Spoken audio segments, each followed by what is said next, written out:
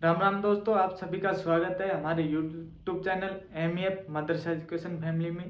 तो हमारी 10 मिनट की रिवीजन सीरीज चल रही है। उस रिवीजन सीरीज में ज्योग्राफी का टॉपिक चल रहा है, भारत के भौतिक प्रदेश। उसमें भारत के पठार पढ़ेंगे आज की क्लास में, और कल की क्लास में यह टॉपिक पूरा करवा दिया जाएगा। तो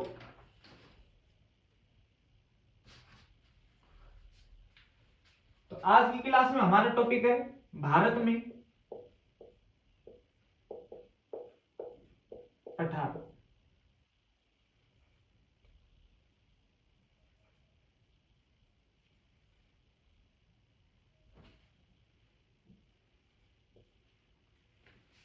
पठार किसे कहते हैं? ये आपके पर्वत है। यदि पर्वत 600 मीटर से नीचे है ना, उन्हें पहाड़ियां कहते हैं, और यदि 600 मीटर से ऊपर है ना, उन्हें पर्वत कहते हैं। तो 600 मीटर से नीचे तो पहाड़ियां, और 600 मीटर से प्लस उन्हें पहाड़ कहते हैं। पहाड़ों पर जो समतल भूमि होती है ना, उन्हें पठार कहते हैं।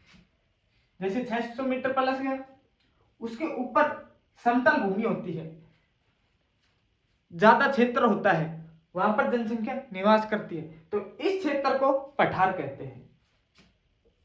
इसे पठार कहते हैं। ठीक है दोस्तों। अब भारत में कौन कौन से पठार हैं और कौन कौन से स्थान पर है?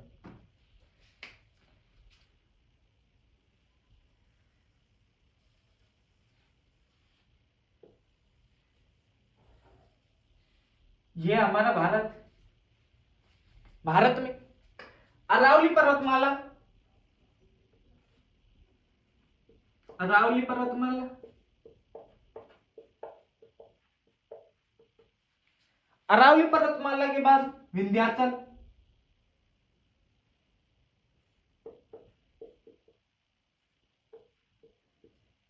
ये आपका सतपुड़ा,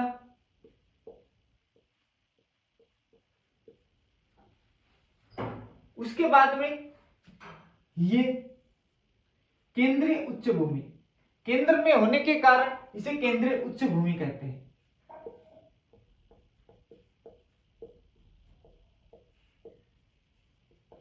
उच्च भूमि, केंद्रीय उच्च भूमि में 3 पठार आते हैं।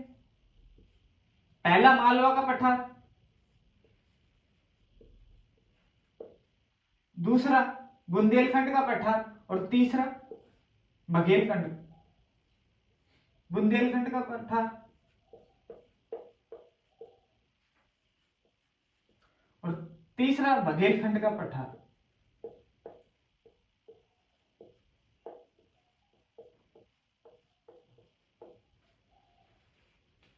उसके बाद में यहां पर छोटा नागपुर का पठार आ जाएगा, झारखंड में।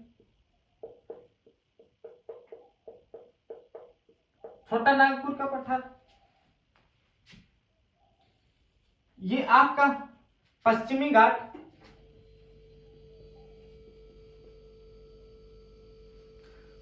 ये आपका पूर्वी घाट।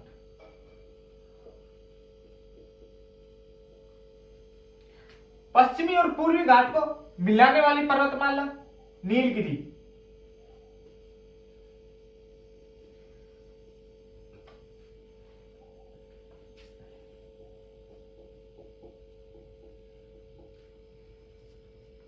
ये चीजें पठारी प्रदेश में आती है। अरावली पर्वतमाला, विंध्याचल, केंद्रीय उच्च भूमि। केंद्रीय उच्च भूमि में 3 पठार आते हैं, मालवा, बुंदेलखंड और बघेलखंड का। छत्तीसगढ़ में छोटा नागपुर का पठार, पश्चिमी घाट, पूर्वी घाट, और पश्चिमी और पूर्वी घाट को मिलाने वाली पर्वतमाला नीलगिरी पर्वतमाला कहलाती है। तो नीलगिरी पर्वतमाला भी पठारी प्रदेश के अंतर्गत आती है। इसके अंदर सबसे पहले पढ़ेंगे हम अरावली पर्वतमाला और फिर विंध्याचल। बाकी का बचा अगली क्लास में कल पढ़ेंगे।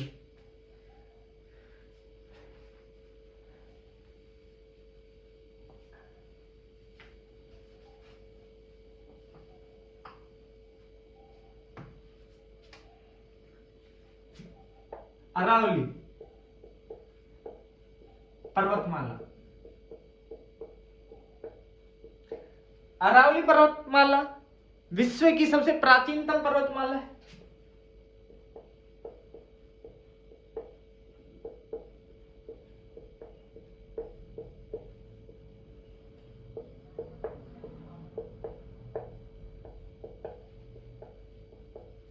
इसकी लंबाई कितनी है? 695 किलोमीटर। अरावली पर्वतमाला की लंबाई कितनी है? 695 किलोमीटर। यह अरब सागर से निकलकर दिल्ली तक रायसीना हिल्स तक जाती है। अरब सागर से दिल्ली तक, दिल्ली रायसीना हिल्स।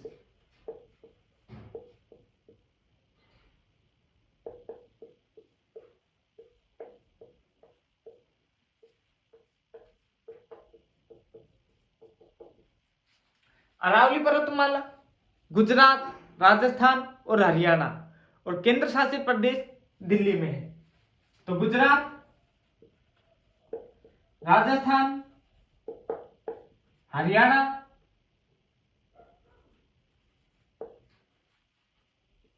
और दिल्ली, चार में 3 स्टेट, 1 केंद्र शासित प्रदेश। ठीक है दोस्तों। उसके बाद अरावली की सबसे उच्चतम चोटी कौन सी है? गुरु शिखर। अरावली की उच्चतम चोटी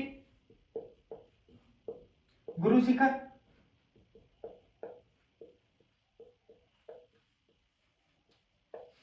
गुरु शिखर कहां पर है? माउंट आबू सिरोही में।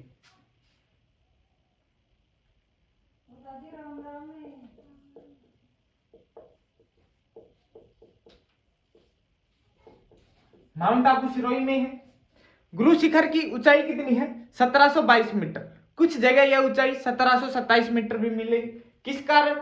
गुरु शिखर पर 5 मीटर का दत्तात्रेय ऋषि का मंदिर है, तो उस मंदिर की ऊंचाई भी जोड़ देते हैं, जिसके कारण गुरु शिखर की ऊंचाई 1727 मीटर भी मिलती है। तो गुरु शिखर की वास्तविक लंबाई, ऊंचाई, वास्तविक ऊंचाई 1722 मीटर, और यहां पर दत्तात्रेय ऋषि का मंदिर है वो 5 मीटर का है, जिसके कारण इसकी ऊंचाई 1727 मीटर भी मिलती है। माउंट आबू पर दिलवाड़ा के जैन मंदिर भी है।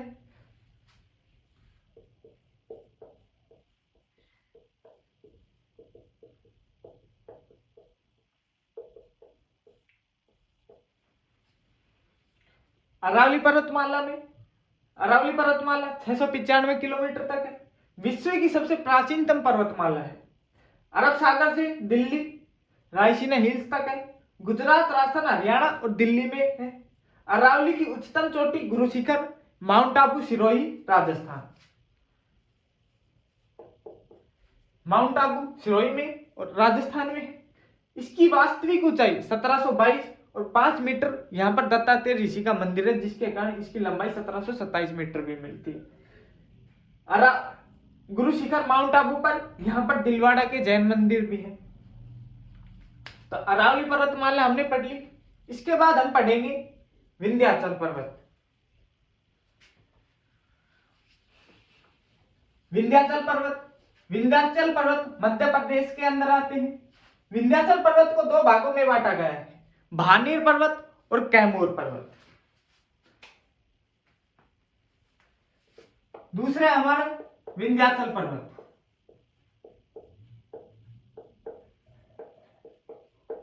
विंध्याचल पर्वत उत्तर भारत और दक्षिण भारत को 2 भागों में बांटने का काम करता है। उत्तर भारत और दक्षिण भारत को 2 भागों में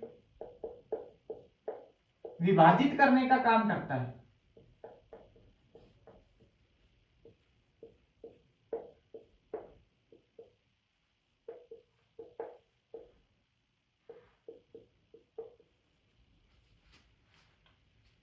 विंध्याचल पर्वत कहां पर है? मध्य प्रदेश में है, एमपी।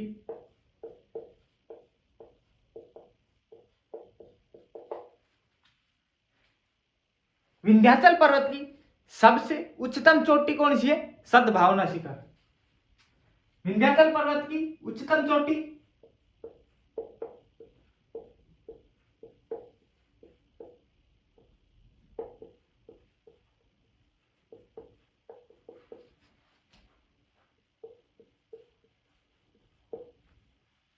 इसी सद्भावना शिखर को कलुमार चोटी भी कहते हैं। तो कुछ जगह सद्भावना शिखर भी मिल जाता है और कुछ जगह कलुमार चोटी।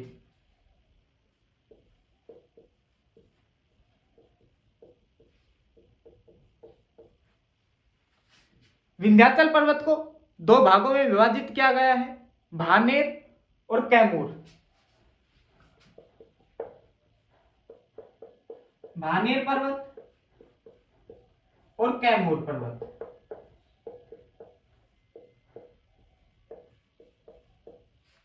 भानेर पर्वत और कैमूर पर्वत। भानेर पर्वत मध्य प्रदेश में है और कैमूर पर्वत उत्तर प्रदेश, मध्य प्रदेश और बिहार के अंतर्गत आता है।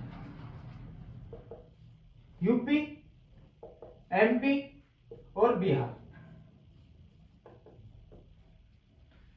विंध्याचल पर्वत मध्य प्रदेश में। उत्तरी भारत और दक्षिणी भारत को दो भागों में विभाजित करने का काम कौन करता है? विंध्याचल पर्वत। उच्चतम चोटी इसकी कौन सी है? सद्भावना शिखर या कालूमार चोटी। विंध्याचल पर्वत को दो भागों में विभाजित किया गया है, भानेर पर्वत और कैमूर पर्वत। भानेर पर्वत मध्य प्रदेश में है और कैमूर पर्वत यूपी, एमपी और बिहार में।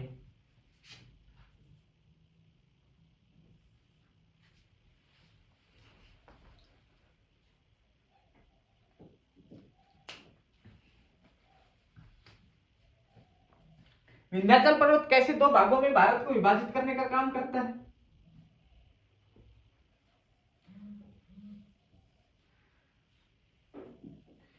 ये हमारा भारत है, ये है विंध्याचल पर्वत, एमपी में है। इसका इधर का भाग उत्तर भारत और ये दक्षिण का भारत, ये विंध्याचल।